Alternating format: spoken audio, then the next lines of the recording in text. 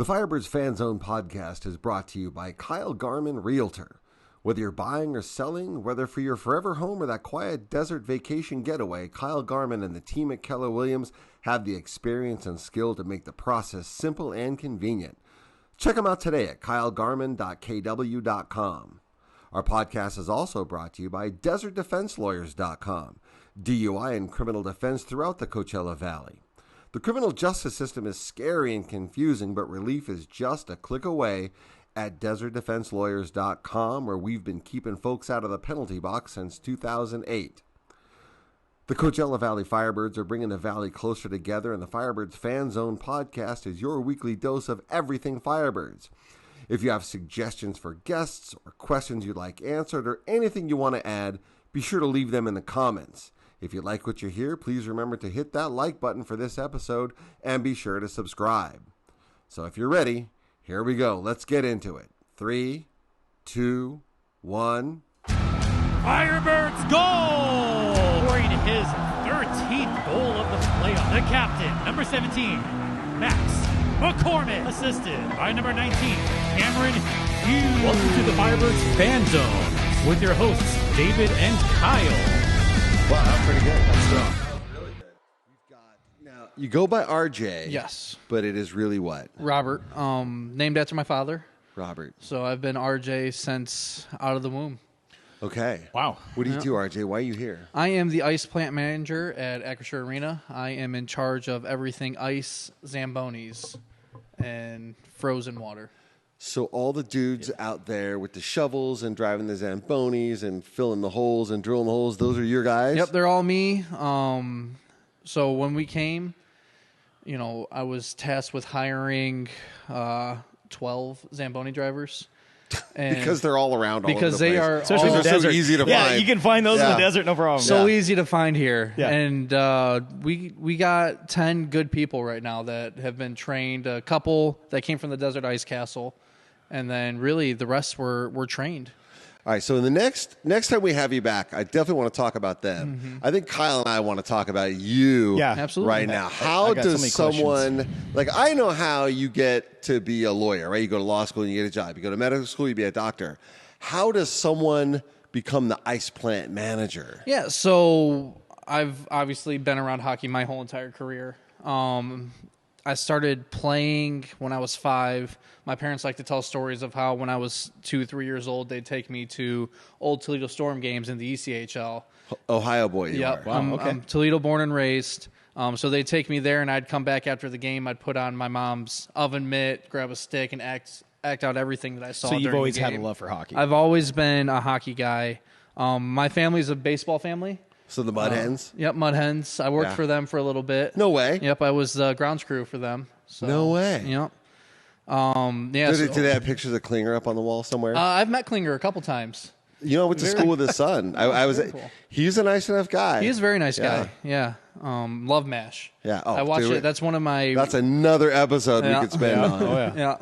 So, I started playing when I was 5. Played a decent high level of juniors. Nothing special. Spent a season up in Canada. Came back. Tried the college thing. It wasn't for me. What position did you play? I was defense for the most part. Towards the later part of my career, as I played a little. He's a tree. Yeah, and what was your specialty? I was a fighter. All right, that's okay. Yeah. All right, so tell us about that a little bit. Yeah. Coming out of high school, I went to a couple tryouts, and I was told, hey, if you want to make it, you're going to have to fight. And you were told that in college? No, and juniors. Oh, in juniors. Okay. So 18 years old, out of high school, really stepping into something I've never been a part of. My high school teams were real small.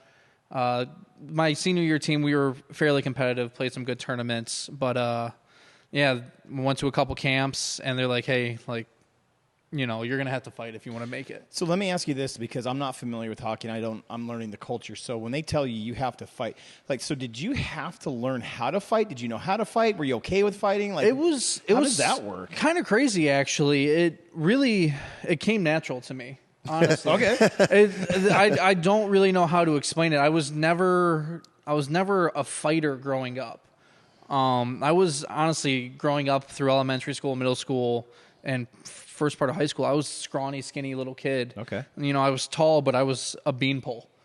So it just, that first fight happened, and every day I picture it. I can still remember everything vividly.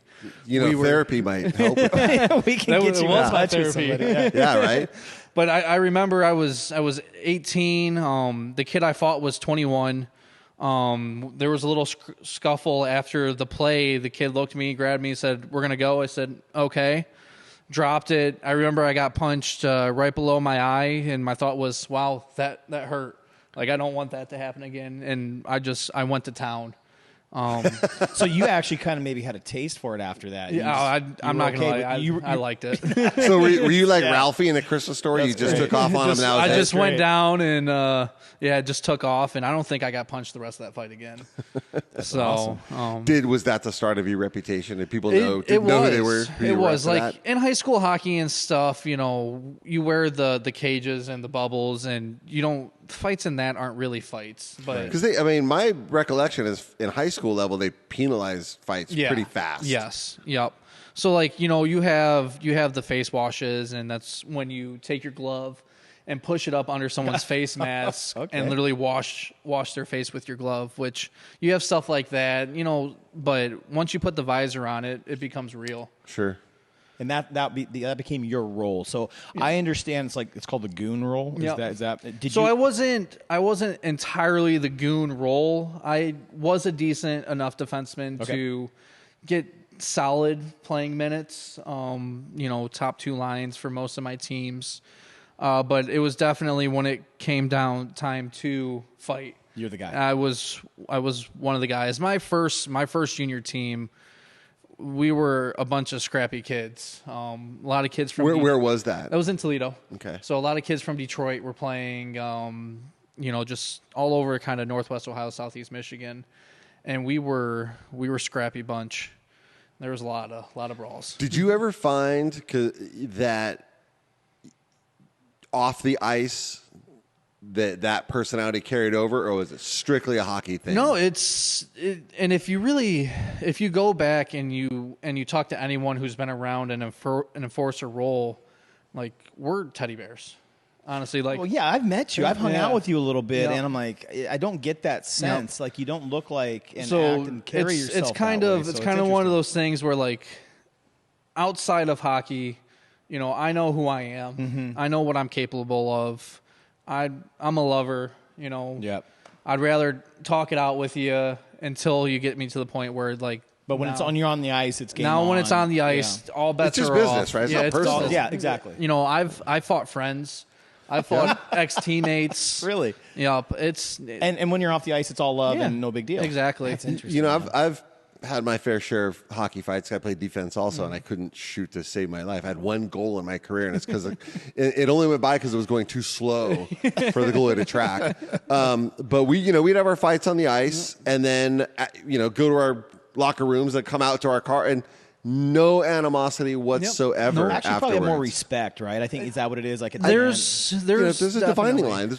It's weird. There's been a couple of fights where I enjoyed the fight because I just absolutely didn't like the person, and it was sanctioned, and I could legally, in quotations, do something about it. But I recall my last career fight. I fought a kid from Sweden, who he actually played professional rugby in Sweden during the summer. Oh, so those are some tough dudes. We were, it was up in Canada, and there just happened to be a fight, break out. And him and I, how when fights break out, everyone just kind of partners up with somebody. Yeah. And him and I just happened to partner up, and I was like, man, if your boy really wanted to fight that bad, he should have just came and talked to me. He's like, well, I'll fight you. I'm like, just like that. Yeah. I'm like, okay. So in that league, that doesn't really seem like fuel for a fight, right? Yeah. And in that league, the rule was if you fight in the first or second period, you get kicked out for the rest of the game. But if you fight in the third period, you're kicked out for the next game. Yep. Oh, wow. So this conversation happened early in the first period, and we're like, all right, we both kind of want to play a little bit in the game. Like, we all got dressed up, warmed up. Right. We're here. Let's do this. And then so with, I think it was 3 minutes left to go, in the second period, he came skating up the sideboard, and I was backing down. He looks at me, he's like, "You ready?" I'm like, "Yeah, let's do it." So we dropped gloves, so and I just never knew. Honestly, that was a thing. I never knew that was a thing. Yeah, that's cool. So it was honestly probably one of the best fights I've been in. We broke each other's nose, and how many times have you had your nose broken? I think just the once, honestly. Okay. Who knows what I did as a child, but Right, in a right, hockey right. fight, just the one time. That's wild, man. I mean, my fighting style, I wasn't really one to kind of hold you back and pick my shots. Are you just throwing haymakers? I grabbed you, I brought you in, and I threw as many. And I'm ambidextrous, so I was throwing with both my left and right hand. Like as soon as I got tired with one hand, I switched to the other and went with the other. All right, so that leads me into this question. Then I got to ask you, who do you think is the best fighter on the Firebirds team?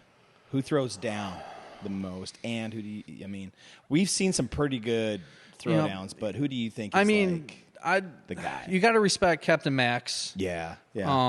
For doing what he does, for being a small guy and being able to stand up with a lot of the guys that he might be small in stature, but he's giant in he's spirit. A beast. Yeah. He's a beast. He's intense. And he's a Buckeye, by the way. There you go. You know. Dude, I love this show. But we're Macker, learning. I mean, that's kind of what the dude was brought in for. Yeah. So, I mean, he's fought some big dudes too, and that's what it was. Okay. So I would like to see them personally, just because I like it in the game, and I think it still deserves a role. I would like to see a true, actual kind of enforcer person allowed in the game, and even to be on the team. I mean, it's not really the style the Firebirds play, right? Which worked out. I mean, but I enjoy a good fight in a game. One or two, yeah. I think it gets the crowd hyped. I think it sends a message to the other team, and I saw what it does for, like our teams when that happened. Like it rallies the troops. It feels like absolutely. It really depends, especially in the situation of the game, right? Yeah. You're getting beat up on. You're down. You kind of need a nice team pick me up. A fight will do it.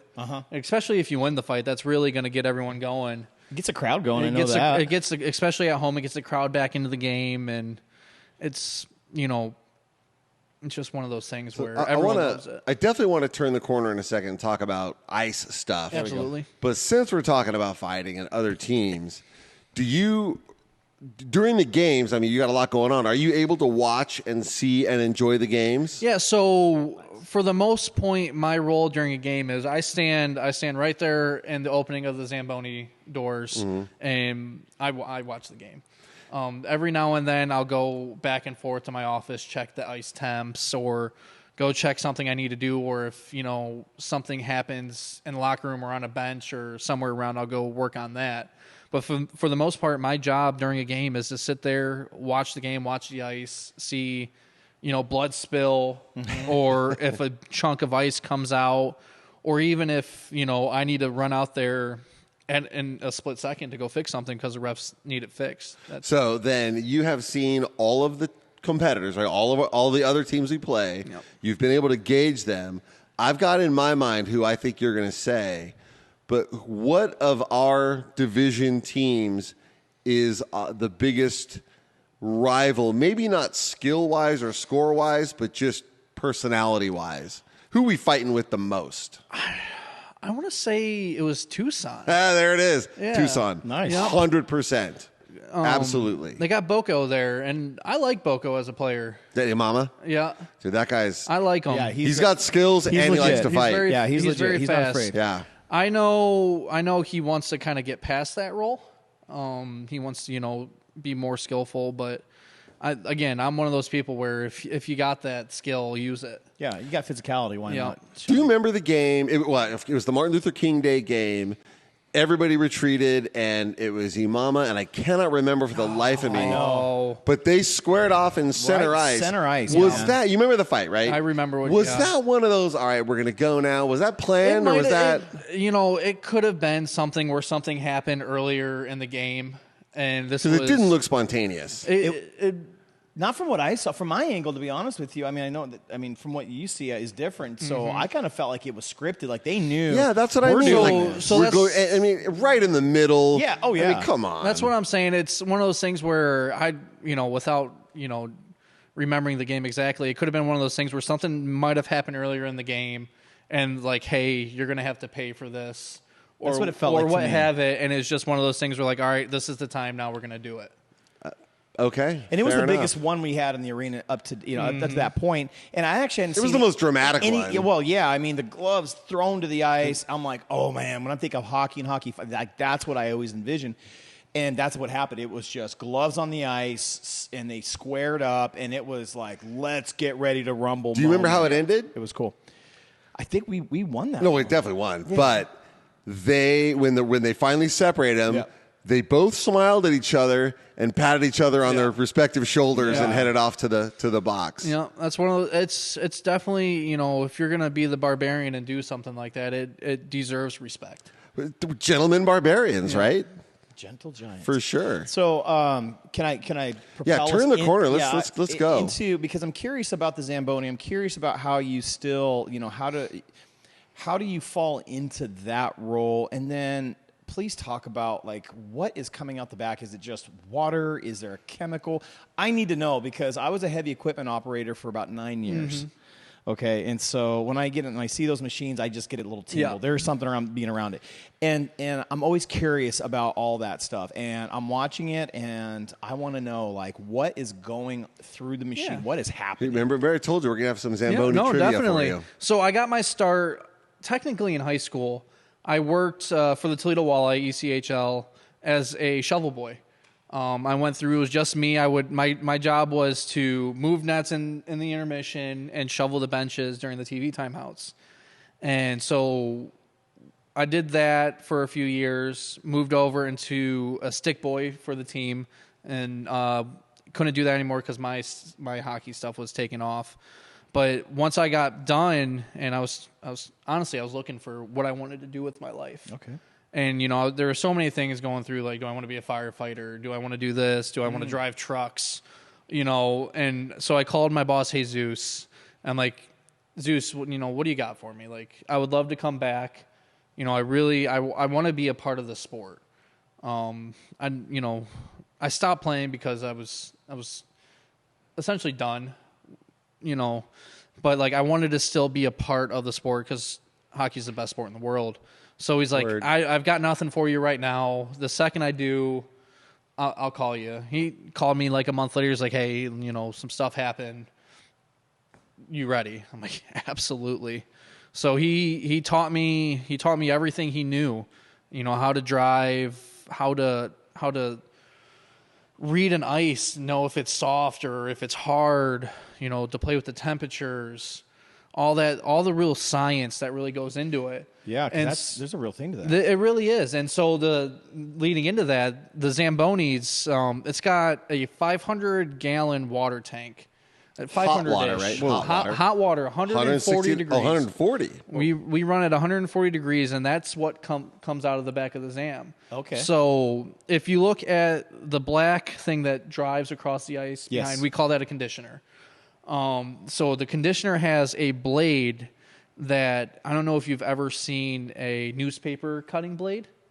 Mm-mm. It's basically a guillotine. Okay, so it's really... So it's about this thick, and it's got an angle on it. So that blade is actually shaving the ice. Okay. And then there's two augers that roll the snow into the center, shoot it towards an auger that shoots it up and into the front of the Zam. So you're pulling, you're scraping ice basically. Yep. You're shaving it down, and it's pulling it into the front of the machine. It's pulling it. So all in this conditioner, it pulls it to the center. Okay. So you scrape the ice into the horizontal conditioners that pull it center. They shoot it into the vertical conditioner, which is right there. And if you look, you'll see. I'm in my driver's seat. There's this kind of tube that's right there in the middle of that's your vertical auger, and that shoots all the snow into the front of the machine. So like the top part of the machine is a big empty basin, basically. And it's collecting all the shavings. And that's where it collects all the snow. Yep. You call it snow. So it really is snow. That's when cool. When it gets shaved up, it turns into snow. But yeah, and then so ice is only, we run it towards the end of the season, we were running about 1.25 inches, 1.5 inches. So, with the water being 140 degrees, it really, the ammonia underneath in the concrete pulls that heat down, which allows the ice to freeze faster than it would if it was just normal cold water. That's why we're using hot water. Yeah. Frank Zamboni figured that out Yes, in he did. 1949. Yes, he did. That hot water freezes faster than cold water. Which is just bizarre. Right? I mean, science. Counterintuitive. Go figure. I know. Hashtag science. Yeah. So yeah, it's really interesting. And do you have to refill that tank between the periods when you do that, or Yes. is it the 500 gallons good for the whole game? Nope, we refill it. I go through during an intermission. I probably use 150 to 200 gallons of it. Okay. Just to make sure we're covering all the skate marks and we're sealing everything in. Yeah. During just normal cuts, I'll if I can, I'll use all 500 gallons. Wow. Like during a practice or as I'm trying to recover the ice from practice. That sounds awesome, dude. Like I was always curious about that stuff. I've always been curious. I was around it. I had the opportunity to ride on it one time, St. Patty's Day. That was a blast, and it's a different perspective being out there. Oh yeah, for and, sure. and the funniest comment I get from anyone who rides the Zamboni is, "This is a lot bigger than I thought it was." Right. Yeah, you get on it, and yeah, it really is. Like you see it, up in the stands or whatever, and you're like, that's not that big. And then you get on the thing, you're Yeah, like, no, holy it cow. is. The word is you're sitting behind the back wheels, that it's really, really hard to actually. Operating is one thing, but driving is another. So we've How got many the- times you crash that thing? Learning. I've never fully ran into the boards, thank God. When I was learning, the subtle bumps, into the boards, and I'll do them every now and then here. You have rollers on the front, right? Little guides. So it's there for just in case. When I was training everyone's like, "Oh, I could use the roller to go around." No, you cannot. no, that's not what it's for. That's not there to be your guide around the boards. That's there for an it's going to help kind of push you off. What's the worst Zamboni mishap you've seen? That I've seen or I've heard of. Ooh. Let's start with what you've seen, and then I want to hear what you've heard of. I have personally my worst mishap. I was cleaning up after Disney on Ice.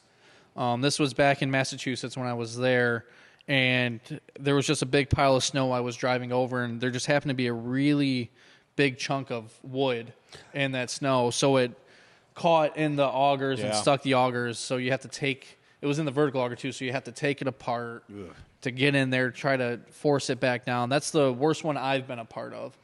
But I've seen, I'm sure everyone has seen the hydraulic line in Pittsburgh that broke. Yes. Oh yeah, it's all over the ice, and that's a mess. There's It's that. bright red. You're like, did he hit a kid? Yeah, What right. was that? Who's bleeding? Yeah. So there's that, and then there was also in Buffalo a few years ago where that Zamboni caught on fire. Holy cow! And I know a guy who knew that guy, and so we were talking about it. And I'm like, if that's me, I'm shutting the machine off. I'm jumping over the glass. Yeah, I'm Right? out. You're Like out you're of gonna see me turn into Spider-Man because Right? I'm gone. And he's like, yeah, that guy. We don't really know what's going on there. Like everyone who knows, if you want to stop a hydraulic fire, shut the machine off. That's right. Yeah, Because everything stops. that's right. So He did not know that. He- Not know That was Yeah. news to So I him. always envision. So when you ask that question, immediately I'm thinking of like Deadpool, where he's just slowly and like Yeah. you see those movies because it's like the slowest machine Yeah. and that kind of stuff. So that's never happened. Is that no, my understanding? nope. Unfortunately, The Zambonis we use yes, at Acrisure, Yeah. are those electric? they are electric lithium-ion batteries. It's their kind of newest battery in them. How much does that thing weigh? A lot. It weighs a lot. I honestly can't give you an exact on Takes what it is. couple guys to So- install, remove machinery, Yeah, that kind of thing. What's Like, nice about the lithium ions is we don't have to water the batteries. I've actually personally never looked at the battery itself. It's in a case. Okay. When they deliver it, they said, leave it. I said, okay. No problem. to, yeah. No problem. Yes, sir. Yeah. And going along with that, I was getting top speed. What's top speed? I have got it up to 8 miles an hour. Whoa. Did you have your seatbelt on? I know you can get There's pulled over no for seatbelt that. for me. What? Nope. Yeah. We give the riders a seatbelt. I don't have one. That actually surprises me. Nope. So 8 miles an hour, and you're out there. You're doing your laps. Have you found the fans? Because I've seen you, and you're pretty dialed in. Yeah. Like when you're doing your job, I've noticed that. You don't really you look, but you don't look, Yeah. and you try to pay attention, but you're focused. You got to do a job. You know, we have a job to do. Yeah. I enjoy seeing the kids. Nice. That girl, I forget her name, that holds up the hockey joke of the day sign. Yeah. Yep. She's good. I make sure I say hi to her every time, her and her That's brother. awesome. And there's a couple other kids that I make sure I say hi to. That's and then great. you always see, the parent bring their baby down, and the Sure. baby's like, what is this thing? And But so, you see everybody. I and see. You're Yep. paying attention. Yep. That first lap around is when everyone wants to say hello to you. That's kind of when I'm my most focused, because that's when I've got to make Not sure hit I'm the not boards. running into the boards. That's right, right. exactly. So once I get done with that first lap and I'm doing my middle passes, that's when I start, going into my turns. I'll say hi to the people and That's awesome. and do what I need to do. You ever finish a clean and you get back and they close it and you look back and you see a long strip? For me, that is like fingernails on the chalkboard. Yep.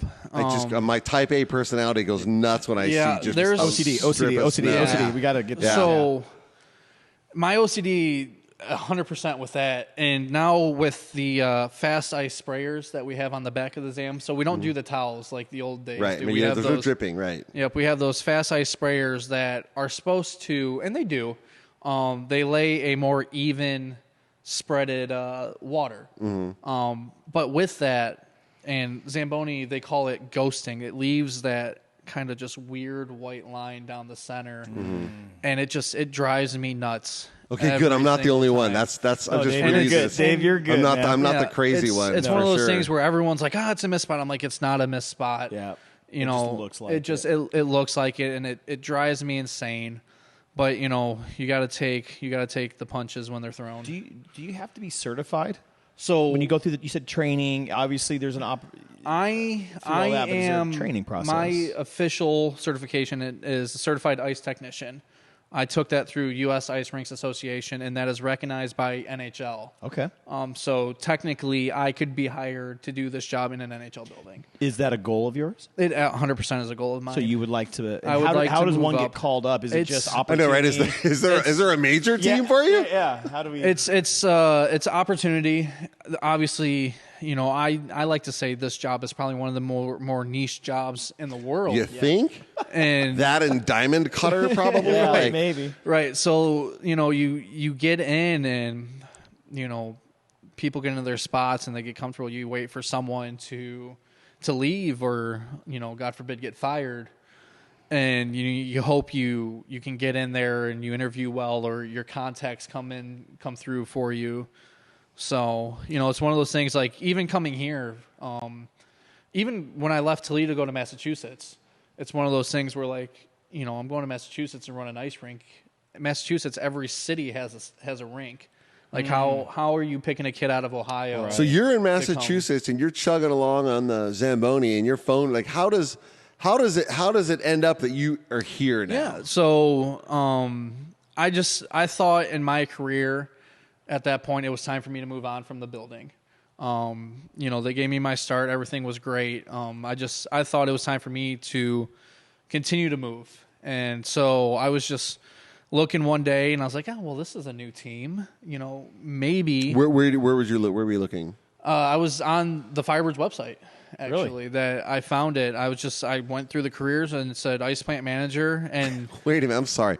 Where does an ice driver guy, like an ice tech, go to look for ice tech jobs? yeah, so there's websites that do it. There's a big sports website called Teamwork Online that any job in sports you can think of. So it's not like Craigslist. Not okay. Just checking. It's Right? Craigslist for sports. All right, just because I've been on Craigslist and I haven't seen. That I know job everything's available. been invented, but that's pretty cool. Yeah, All right, so you're scrolling through looking for opportunities. So and I actually went to the Acrisure and Firebird website, saw the listing, applied. Really didn't think anything of it because again, I'm in Massachusetts. Moving out here to California is just kind of one of those. That's a big jump, yeah. Yeah, like at the time I had applied to be the assistant for the Flyers. Was interviewed for that, got turned down. I had applied for the Islanders job. That didn't work out. So this was just kind of one of those like, let's throw another application out there and it worked out. Said yes. Yeah. It was crazy. what was that phone call like? There was it was an email first. So my boss, Brian Puza, he emailed me. He's like, hey, I'm Brian. I'd like to hop on a call, talk to you about the position. I'm like, I'll do it right now. If you I'm on my way. I'm headed to the airport. I'm in the car. So, we did the first interview, and I think I interview very well. Okay. Yeah, But I at can the same tell. time, I don't hide my personality. Yeah. I've scaled it back a little bit here just because I don't think we need to be bleeping out every word I say. Good, thank you. but- Your parents might be listening in the car. Appreciate that. But so like during the interview process, they asked me, how do you get into this? What's your qualifications? Tell us some stories, yada yada yada. So I go through and I tell all my stories. On my come up through the ice technician job, I worked at Little Caesars Arena for the Detroit Red Wings as their changeover manager for their startup. So like I told those jobs about how, that's probably one of the more difficult times in my career is training 50 people. Oh, wow. How to do this job, how to convert an arena from hockey into basketball or basketball or hockey Is that into you a concert. too? Are you responsible for the flooring and all that? I'm not here. But you've done that. I've done it. Yep. That's crazy. So I was curious about that because I've seen the conversion on other places, and it's incredible. It's such a it's song a puzzle. and dance. Yeah, a song and dance is a great reference too. But yeah, so like I tell those stories of broke up a couple gang fights. I got threatened to get shot while I was breaking up the gang. I was like, see, Where you is guys it? are friends now. This was in Detroit. Jeez. So I'm like, see, you guys are friends In the now. arena? Yeah. Yep. Stuff I like didn't Note that. to realize self. being an ice Note technician to was so self. dangerous, I know, man. right? It's I had no idea. It's crazy, and so Good thing you can fight. It's a good Right. thing you know how to throw down. right. Being 6'4", 200 pounds has its privileges. Sure. So you're on the plane. Your bag is packed. Yep. I actually, I interviewed that first time, and my boss and his boss were getting ready to both go on vacation. So they're like, all right, we're going on vacation. We'll call you in a week. I'm like, oh God, I got to wait a week now to hear about Yeah. what's going on. I'm ready to, I'm ready to move on. It's a long 7 days. And so, me being me, I'm texting Brian during his vacation, like, "Hey, Brian, how's it going? I really enjoyed our interview. I can't wait to hear back. That might people put you over. Yeah, Stuff like following that, up, man, is and key. I'd call and be like, "Hey, how's your kids? How's mom and dad? How's the dog? You're like, I'm at your house. Do you need some milk? Yeah. So that came back, had the second interview. That went well. They're like, all right, in a couple more days, we're gonna put everybody on staff on a final interview to sign off. That happened. I got offered the job, and so put my 2 weeks in at my other building, and I drove cross country to here. Wow. I brought I hooked a U-Haul on the back of my Jeep and went from Massachusetts to Ohio, picked up my dad, and my dad and I, we drove from Ohio down So I-40 all the way across? down through St. Louis, Texas, Oklahoma, Arizona. Okay. Just because I didn't want to take the Jeep and the U-Haul up through Colorado and all No, that. not at all. Scenic. Yep. So we went real flyover statey. Yeah. A lot of dirt. Yeah. A lot of mountains. Done that drive twice, and that's 2 times too many. Yeah, it was. I've never made my way over there. Oh, It you was- should not bother. It's horrible. Yeah. It was really cool. By the It's really awful. Dave, how do you really Yeah, no, feel it's about really- it, man? Oh yeah, no. It's By- and the last time it was in my mother-in-law's car, and she didn't spring for the cruise control. So No way. by the time I got her, my right leg was 10 Yeah. times bigger than my left one. Yeah. So we ended up going to the Grand Canyon and visited that, and that's, I mean, honestly, one of the most beautiful Breathtaking, things. right? Somebody says. Breathtaking, absolutely. Like, and I didn't want to go. I was just so over the trip at that point. Yeah, We you're were done. I was 4 days in myself. We were 3 days into that trip. My dad's like, "Hey, we're only 2 hours outside the Grand Canyon. We should go." I'm like, I don't want to, but he persisted. I'm like, all right, the man's never seen it. He's doing this, And you're with there. me. I mean, you're there. And really, it was You're 2 hours away, 2 hours man. outside the way. Yeah. There was no reason not to go. That's right. And now you're different, aren't you? Yeah, I mean, and I've seen it, and it was beautiful, and it was one of those things where this was made naturally, Yeah. and so it was great to see that. And Okay, so let's get it. You're in the valley. Like, okay, so you finally get here, and you'd never been here before. I've never I'm been guessing. here. Yep. So what was that culture shock like? It Now was- you go from being you were in Massachusetts, yep. at that So time, and now trees here and we are. snow You're in the and desert. roundabouts. So it's culture shock, moving from the Midwest, where the land of nice people, to Right. New England, the land of people who don't talk to me. Get out of the Yeah. way. The amount of times I got told to F off I bet. just walking down the street, it was insane. Within the first week of me being there. They're just saying hello. I know, that's how their way they of say saying hello. hello, yeah. So like I'm that kind of guy. If I'm gonna walk down the street, we're gonna make eye contact. I'm either gonna say hello to you or I'm gonna give you the head nod. Yeah. And so many people don't like that. So, but moving Because they're all in here- witness protection. They don't want to be noticed. So moving here is definitely a giant culture shock because obviously with never knowing here, a couple of people I had talked to was like, oh, it's beautiful. Palm Springs is awesome. But that's really because at that time, everyone thought the building was going to be in Palm Springs. Yeah, that's right. And the news of it moving to Palm Desert hadn't really moved out yet. So glad it did. You were, So- yeah, me too.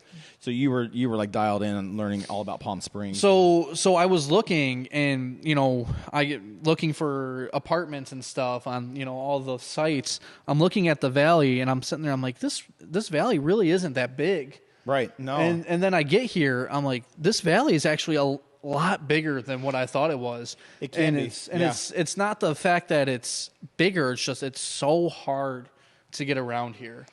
To get from the 18 miles it is Yeah. from Palm Springs to the arena is a 45-minute drive. And Sometimes. it's different than 18 miles in LA. It's Yeah. different. yeah, I was whole gonna say, different mindset. I come from like up in the Seattle area, and you want to talk about taking forever. I mean, the 405, the I-5, Yeah. like it can take forever. So, So- yeah, LA. That's kind of a thing I never really had either, other than like 75 north-south traffic between Detroit and Toledo being backed up for construction. Yeah. Because there's 2 seasons in Ohio and Michigan. It's winter and it's construction.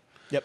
So Get it done. it's get it done when you can get it done, Get it and done. everything's always ripped up. Nothing Yep. nothing ever got finished. Right. So it was just one of those things where like, wow, like this is actually a ton bigger than I expected. I actually lived in a hotel for a month when I moved here, just trying to find an apartment to get into. So you roll in, you unpack, you're like, okay. I know you got to go in a second. Tell us about when you first set foot the first time inside Acrisure. What was that like for you? It wasn't because the even- ice was already down yet, wasn't it? Or was it? I still got there construction? before it was still construction. I came August of last year, so I got here a week. They were still pouring the before. parking lot. They were. We didn't even. I got here a week before we poured the concrete for the main slab.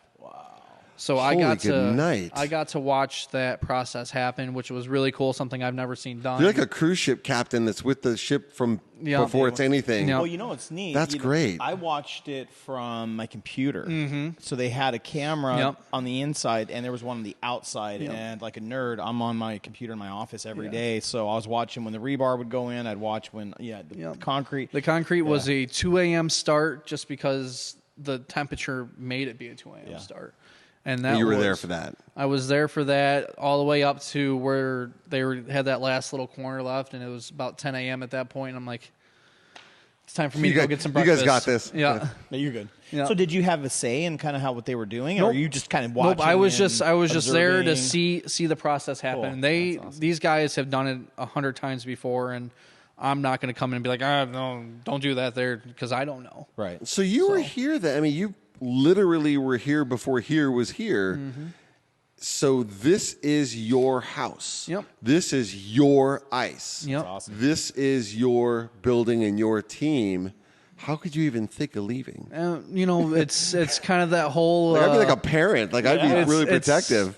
It's definitely one of those things where this is home, right? This is home now, but it's you don't come into this saying this is forever home, unfortunately. Sure. Yeah. And that was one of the things Like I said any in my sports It's part job. of part of the job. It's part of my job, and that's one of the things I talked about in my interview. Like I have goals of working in an NHL building. I would like to work in an Olympics one day.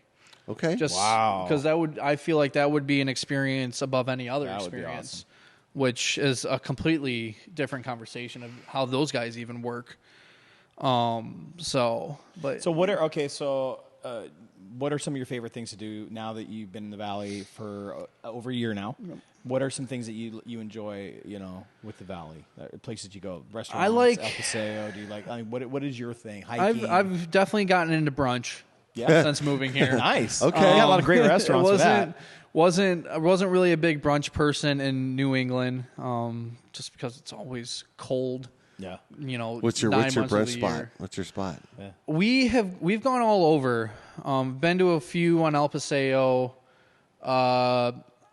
Cups Cafe on Washington. I like that place. I like that place. They've got a really good steak and egg there that's really good. But I mean, you got bottomless mimosas. I'll most likely be there. Yeah, it's hard to pass that up, right? I mean, how do we not? But restaurant wise, probably my favorite restaurant so far has been Roadrunner. That's a up good in place. They got Good good chicken spot. wings. They got good wings. I've only ever gotten one thing to eat and a drink there, and it's their adult mac and cheese with bacon in it. Ooh, delicious. good I'm a call. big I've mac had and that. cheese guy. That is really good. It's really good. Go to Kitchen 86 on El Paseo. They've got phenomenal All right. mac and cheese. All right. Man. I'll have to give them a try. This is a good spot. I'm telling you, Yep, that's I like Kitchen 86. We've definitely gone there for brunch a ton. Yeah. And then their bourbon crash drink that they make there at Roadrunner. Oh, yeah. So good. nice. I always remember going. I don't often remember leaving Roadrunner. Yeah, although I don't drive, so I'm never driving. I'm typically driving, so it's You're one so or responsible. two. Yeah, no, I love I that. definitely, the one thing I won't do is that. But Yeah. if you get a chance, I'm going to recommend the Bistro inside Fantasy Springs Casino. Okay. I hear that's Food excellent. is phenomenal. I hear it's really good. Imagine a Morton's or Mastro's quality meal at not those prices at all. So Fantasy Springs has my favorite late night pizza. Oh, no doubt. Oh, no Tell me doubt. more. Best pizza in the Valley. It's so Serious? good. We went. Yes. I forget what country show we went to there that they were hosting, but after the show, I was like, "Hi, I'm hungry," and they sell you slices, and they give You you. never the had the pizza by the Parmesan slice cheese. there? No, It's That's- so I mean, good. it's right So here. It's good. right by where we live, and Yeah. it's right around the It's corner. So that's why. so good. Tell me more. I mean, Not for nothing, too. That's the best sub sandwich this side of the valley. interesting. Yeah. Let's check that out. I need to Yeah. make a No, picture. the folks over there that handle the food and beverage at Fantasy are top notch. So, RJ, I guess for the sake of time, and I know you have some things. Yeah, I know. I'm saying, hey, I'm bummed he's got to run. What are you most looking forward to this upcoming season? I personally looking forward, another great run by the team. I really think they can do it. Yeah. We'll see what goaltending looks like. Obviously, that's a big with question mark. with what's happened through the summer. If goaltending's there, then I think they can really do amazing things this year. But personally, I'm looking for just to level up my ice. Okay. Last year, What's that mean? Last year we had a lot of startup problems with the plants and commissioning and stuff like that. So throughout the year, Simcoe was here all the time fixing things. So that's for the most part done now. So I'm really ready to dictate what I want the ice to do, not what the ice is capable of doing. Interesting. That's so fascinating. Dude, that's good. I like that. That's I know really that, good. I've done tournaments all around, mostly the Southwest. Yep.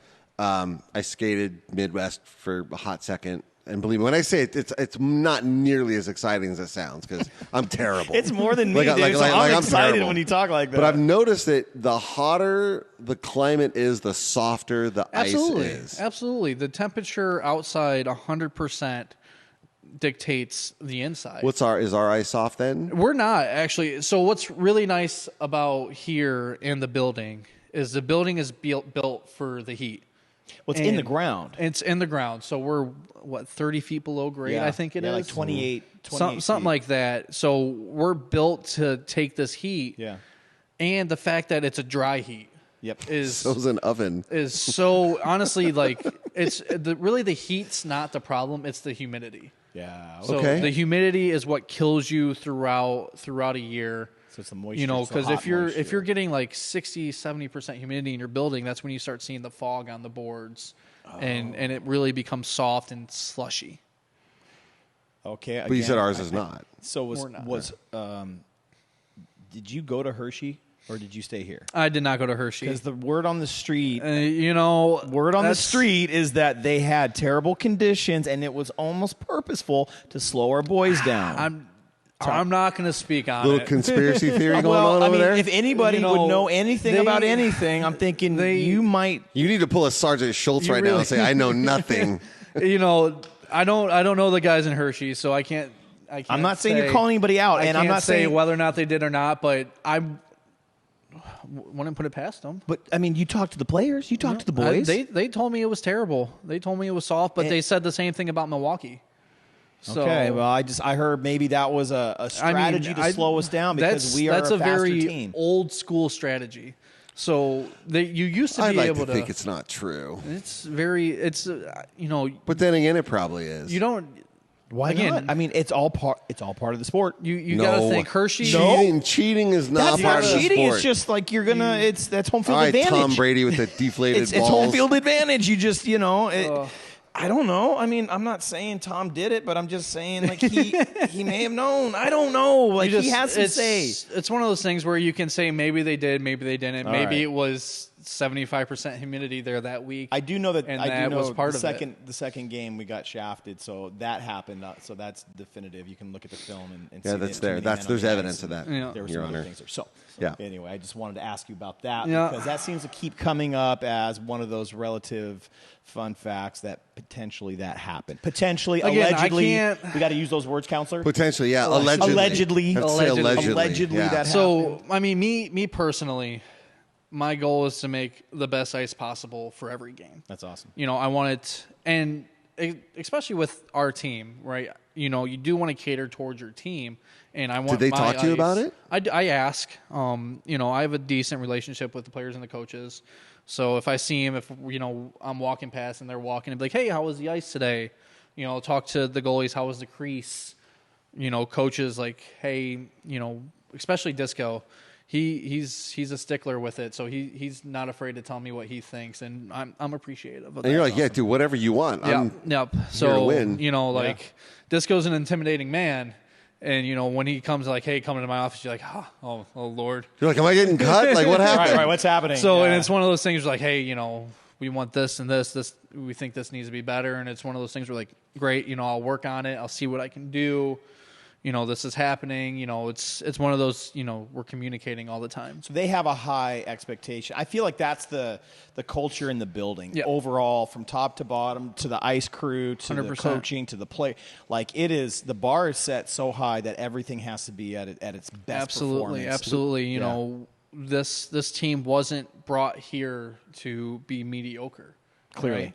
Clearly. Like they've stated from the beginning they want championships. We want and they will. They're doing everything to get them too. They're doing it, and I mean, you've got a valley like this with the golf mecca of the world. You know, you're gonna attract some really talented players. Agreed. To come here sure. to live life up in beautiful weather during the winter months. So our fan base, I mean, you've been around a bit now. I'm pleasantly surprised with the fan base. Yeah. I expected us to be packed. You know, it's a new thing. Something to do. It's something to do, you know, and you know, I expected it to be busy, and you know, we're a 10,000 little plus seat arena. I expected, you know, 6,000 people a game. You know, a couple weekend games here and there sold out, but for us to be sold out for as much as they were, I mean, the Valley really picked this team up and put it on their back. Yeah, and it's crazy. See, I feel like they did that for us. Well, that's what everyone says, but you know, these guys, you can tell they really rallied behind the Valley being behind them. That's great. Right? You know, when the buildings jump in and it's loud, you can feel that extra energy in the players. That's great. And I mean, I'm getting goosebumps right now talking about it. All three of us, I'm sure. And like even me, like I don't play anymore, and like I'm getting pumped. I'm like, oh. So give me my get pads. jacked when you hear the fans going bananas, and just because you're a fan too, but And also you work there, so absolutely. you kind of have this dual partnership in it. That's awesome. Yep. So I mean, you see, you know, we score a goal. You look down into the Zamboni, you'll see all of us down there cheering. Yeah. And you know, there's a couple highlights. It's funny, like we'll score in that zone, and the camera angle just happens to be on us in the Zamboni, and you see me like jumping in the air. I'm like, I can't be that excited, but like it's awesome. But you cannot, right? Right. You can't help. You look down there, it's you. The paramedics are down there jumping up and down. Right. The security guys are jumping up and down. Yeah. You know, I think I saw Blake Arthur jumping up and down one time, but you know, I'm not sure. Maybe not 100%. Yeah, I think that's awesome. Yep. So I'm glad that. Well, number one, I mean, when we see you guys out there doing your jobs at a high level, I think it's a collective, you know, focus. Like everybody's there for all the same reasons, which I think was special. Yeah, it was lightning in a bottle. Absolutely. And it's, you know, I hope that it all comes back again this year, and I think it will. I think so. I really think, you know, the expectations are extremely high again for the fan base to do what the fan base needs to do, and hopefully the team can live up to last year. How can they not? I mean, being the record-setting team that they are and were, you know, being realistic as, you know, a person who's been a part of the sport, that's hard to do. It is. You know, do I think we're not making the playoffs? Absolutely not. There's no way we shouldn't. I'm with you. I'm totally with you. But, you know, coming down to that last weekend again against Calgary, is that going to happen again? Are we going to level up that next step, or are we going to take a step back and, you know, just is it, you know, we're going to make the playoffs, and once we hit the playoffs, we know what we can be a part of, you know, because you think about it in teams and really think about it with the Capitals, right? Sure. You know, and all their years of being the President's Trophy winner and getting knocked out in the first round, you know, the second they kind of took that step back, they weren't the President's Trophy winner. They got to the playoffs. They knew who they were. They won the Stanley Cup that year. So interesting. It's, you know, one of those things where obviously we want to win every game. Realistically, you cannot win every game. Hockey, anything can happen at any time. The worst team in the league can beat the best team in the league. You know, anytime. Well, I think errant goal. I think we saw that in Game 7 overtime. There was anything can happen. That's exactly what it is. One of those, and it's just can happen. It was just one of those things where, you know, after who missed that shorty breakaway. Oh, yeah. And I forget who. You know, after that, you definitely felt the wave of momentum shift over there, and it's like one of those where like, all right, you know, an ugly goal is going to win this game. And that's exactly what happened. Yeah, we missed. You're right. There was a breakaway, and I'm like, this has got to be the moment. And we didn't get it. I think if we score that, blown pass and a pickup, it was a shorty too. I mean, I think if we score that goal, it's a completely different game. That knocks the win out of the sails of Hershey. I agree. They're defeated at that point. Like, you know, we maybe put one or two more in just because we have this giant high, and it's again, it's hockey. Well, our team scored in bunches. I noticed we score early. We tend to win the games, and then I noticed that it became a barrage. It was almost like everybody's going to get a piece of the action. It was one of those. It's an addiction. Everybody's going to get some of that. But I think for me, when I remember that game, it was when we gave up those 2 quick goals. That's when all of a sudden the air got sucked out of the building, and all of a sudden things kind of changed, and it became a different game at that point. And the fact is, in a finals playoff series, you have to win one on the road. That's Can't not win at least one on the road. Unfortunately, that's always you gotta, especially in a 2-3-2, the way that it's set up. Yeah, and you need one. Do you feel like our boys were fatigued from having to travel so much? We were the most traveled team. We played the most games, and especially in the postseason. I don't think from the travel. I think from playing the most games, that definitely takes a toll. It has to, right? I mean, I was thinking you don't want to sweep every round and just sit there and not do anything and get cold for except a week for practice. Right. I mean, nothing as much as practice is beneficial, right? Nothing compares to game time. You got to put game time. But you don't want to go to game 7 every round. Well, which we went to every last except for one round. Yeah. We went to the last but game. I mean, each time. they knew who they were. They knew what they needed to get done, and we were right there. We were on the edge, ready to go, and just that gust of wind pushed us back. Look, I don't love the way it ended, obviously. But I love the team. Yeah. I love what has become of us as a result of the team. Yeah. And I've screamed it from the mountaintops. I don't like what happened, but nothing bad happened. No, I mean everything good happened for us in the Valley. You can say that this was a very successful first year. Absolutely. With saying it ended in a tad bit of disappointment. Yeah. Because I think it makes us hungry, though. I think it makes us hungry. I think it does a little bit too, which should also help this year. I think so. But just that whole Cinderella story of we're the first team, and it was the brand new team versus the oldest team in the league. Like, so cool. The storyline was insane. Yeah, it was great. But then, I mean, listen, Rocky lost the first fight too. Lost the first fight. That's right. I mean, I'm not saying I'd like to see Hershey again because there's some other teams I'd rather play in the championship. That way I can go see friends. Nice. There you go. Okay, fair enough. But like, if it happens to be us versus Hershey again in the championship, I think it almost has to be. I think we got to beat Apollo. Apollo went down in the second one. But it came down to the final count. Yeah. And Rocky got up. Yep. So maybe that's our story going into this. But I expect them to be successful again. So I think they already are, right? Yeah. Hey man, listen, you've stayed longer than you were planning on it. We are grateful. Thank you. Yeah, you come back? I will definitely come back because we haven't even hit you with the rapid fire round. We haven't really even talked about the Zam technically yet. No, I know there's a lot. You got the base of how it works. No, I want to get into that. There's so much. I want to know how I can apply for the job. No! So I asked him before we started. I say, what do I need to do to just do the shovel for one intermission? Ooh. Oh yeah, no, don't. We said no. We don't. We can't allow it. I'm about 30 years too old. And I can't do the job all year. Age discriminate, counselor. No, I've got a couple of older gentlemen that just applied and accepted the job, but they'll be there every game for the most part. Yeah, no, I can't. You knock yourself out. I'm not. 106 C17 is my spot. My whole rule was, in the job description, hundreds and hundreds of people applied. But like, do you know how to skate? Do you own a pair of skates? Pretty good first question. Because I have questions about that too. I mean, I can skate a little bit, but I'm not. And so we'll even the next time we'll talk about how I went through hiring the people I hired that I had to train. Yes. Yeah. I went through like one of my biggest qualifications for the people who've never driven. Like, have you been around or handled heavy machinery? Yes. Great question. Are you drinking cough syrup right now? Yes. Yeah. Like I can. So I can. Can you? Yeah, dude. Yeah. I'm ahead. I'm on a little bit. Okay, keep going, man. So like that was when I called people and talked to people, that was like, so what kind of heavy machinery have you done with? Like one guy I talked to was like, I was in the military. I drove Humvees. I'm like, okay, you're in the mix. There you go. Crystal, she was like, yeah, I was a paramedic for a little bit. I'm like, all right, you drove the ambulance around. There you go. That works. Some other people, I got that. There. I could see. I'm closer. So we're getting there, Dave. I think we have a shot. Yeah. So we have a shot. Maybe we just need to wait for that one opportunity to Then we can jump in there.